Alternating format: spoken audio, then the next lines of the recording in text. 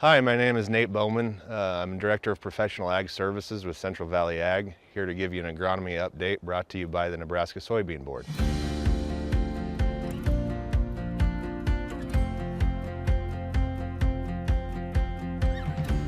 We're here in York County, Nebraska today.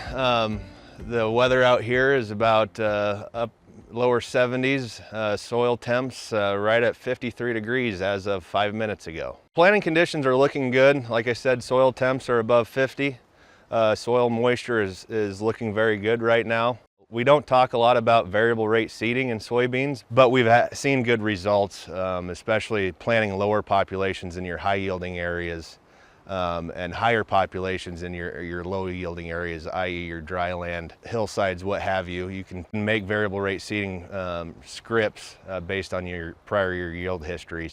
Some other things that we're considering with planting conditions this year is field history. 2 years ago, we saw some heavy pressure with white mold, and a lot of those acres are getting rotated back into soybeans. So another thing to consider is sudden death syndrome. So when we think about planting soybeans back into those acres, we really need to be looking at varieties with good scores on sudden death as well as white mold.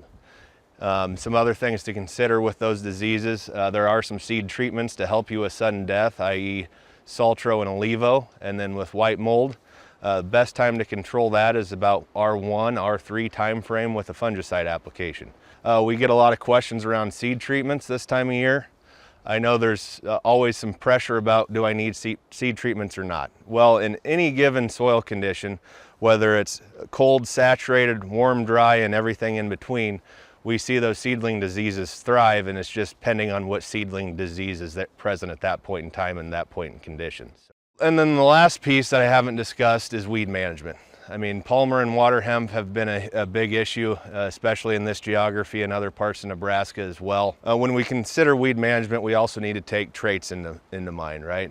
We had one tool in our toolbox that was pulled from us, our dicamba over-the-top applications on soybeans. So what else is in the toolbox? So maybe look at E3 enlist beans, where you have high palmer pressures. But the key to everything is, especially with palmer and water hemp, is your residual use. You need to be layering in residuals pre-plant and during in-season applications as well. The idea is to spray dirt rather than spraying emerged weeds. If you haven't started planting already, we have a big window to get soybeans in the ground. We've seen good yields all the way through May planting, primarily cut off mid-May. But yeah, we still have a pretty good window to get the soybeans in the ground. Thank you for watching today's agronomy update brought to you by Nebraska Soybean Board.